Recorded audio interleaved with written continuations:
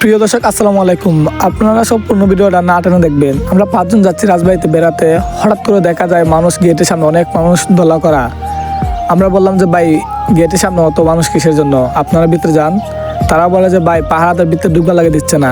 আমি বললাম যে কেন ভাই পাহারাদার ভিতরে ডুববা লাগে দিচ্ছে না কেন? তারা বলে যে ভাই রাজার বংশ আসবে তাই। তারপর আমরা অনেকেই কথা বললাম পাহারাদারের সাথে, আপনারা দেখেন মনোযোগ দিয়ে অনেকেই কথা বলার পর সবাই ব্যর্থ হয়ে ফিরে আসছে।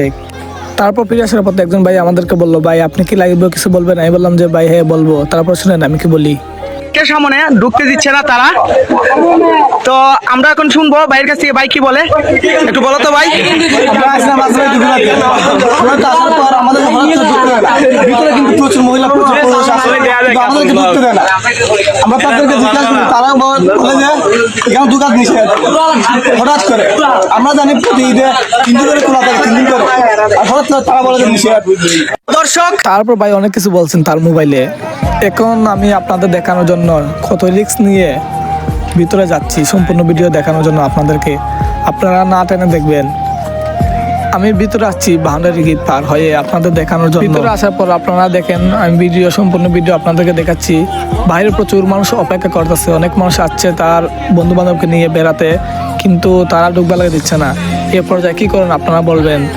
তারপর সবাই ব্যর্থ হয়ে ফিরে যাচ্ছে। ফিরে যাওয়ার পর অনেকে অনেক কিছু বলছে। এই ভিডিওতে লাইক কমেন্ট শেয়ার করে আপনারা প্রচুর মানুষকে দিবেন ইনশাল্লাহ।